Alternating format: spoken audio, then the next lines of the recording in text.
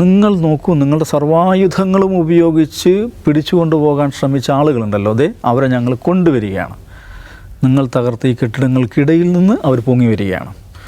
അത് ഹ്യൂമിലിയേറ്റ് ചെയ്യുക എന്നുള്ളതാണ്. ഇസ്രായേലിനെ ഹ്യൂമിലിയേറ്റ് ചെയ്യുക, നെതന്യാഹുവിനും ഹ്യൂമിലിയേറ്റ് ചെയ്യുക, ഇസ്രായേലിന് മേൽ മനഃശാസ്ത്രപരമായിട്ടുള്ള എന്താ പറയുക, ഒരു വിജയം നേടിയെടുക്കുക എന്നുള്ളതാണ് ഇസ്രായേലിനുള്ള മെസ്സേജാണ് ഒന്നാമത്. രണ്ടാമത് ഫലസ്തീനികൾക്കുള്ള മെസ്സേജാണ്. നമ്മളുടെ ഫൈറ്റ് അതിന് എന്താണ് അന്തസ്സുള്ള ഒരു കൺക്ലൂഷനിലേക്ക് നമ്മൾ എത്തിക്കുകയാണ്. നമ്മളിവിടെ തന്നെയുണ്ട്, നമ്മൾ ഐക്യത്തോടെ ഈ ഒരു പ്രൊജക്റ്റ് പൂർത്തിയാക്കും എന്നുള്ള നിലക്കുള്ള സന്ദേശം ഫലസ്തീനികൾക്ക് കൊടുക്കുകയാണ്. ഫലസ്തീനികൾ അങ്ങേയറ്റത്തെ അഭിമാനബോധവും ആവേശവും സൃഷ്ടിക്കുകയാണ്. കോൺഫിഡൻസ് ബിൽഡ് ചെയ്യുക എന്ന് പറയുന്നത് ഈ തകർച്ചയ്ക്കിടയിലും നമുക്ക് ഫലസ്തീനികൾ കൂട്ടത്തോടെ ആരവത്തോടെ ഈ ചത്തുരങ്ങളിൽ വന്ന് തകർക്കപ്പെട്ട ചത്തുരങ്ങളിൽ വന്ന് നിറയുകയും മുദ്രാവാക്യം വിളിക്കുകയും ഖസാം ബ്രിഗേഡുകാർക്ക് മേൽ പുഷ്പവൃഷ്ടി നടത്തുകയും ഒക്കെ ചെയ്യുന്നത് നമ്മൾ കാണുകയാണ്.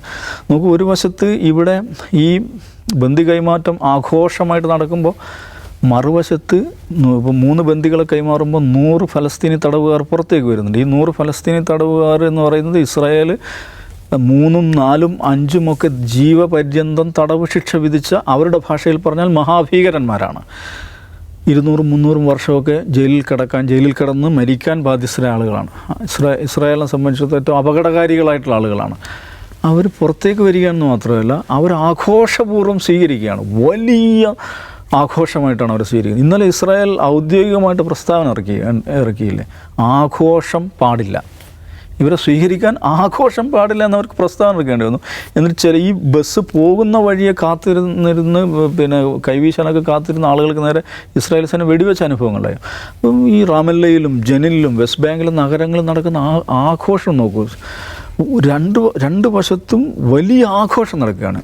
വെസ്റ്റ് ബാങ്കിൽ ആഘോഷം നടക്കുകയാണ്, ഏത് ഫലസ്തീനി തടവുകാരെ സ്വീകരിക്കുന്നതിൻ്റെ ആഘോഷം.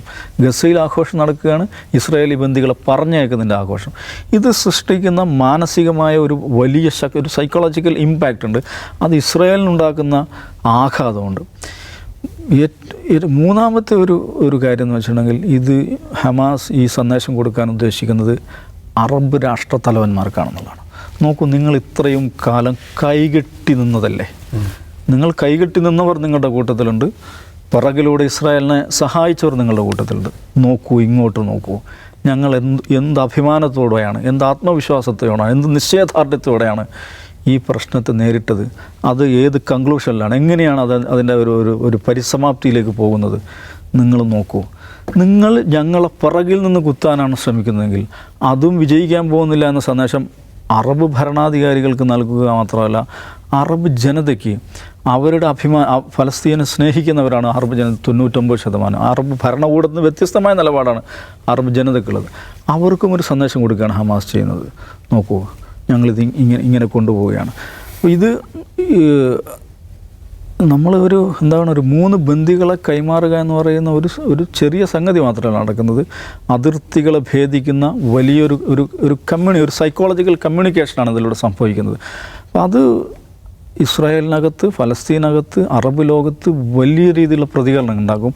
അത് മനസ്സിലാക്കിക്കൊണ്ടുള്ള അങ്ങേയറ്റം ഒരു പ്രിസിഷൻ സൈക്കോളജിക്കൽ വാർഫെയർ എന്ന് പറയുന്നൊരു സംഗതിയാണ് ഹമാസ് നടത്തിക്കൊണ്ടിരിക്കുന്നത്.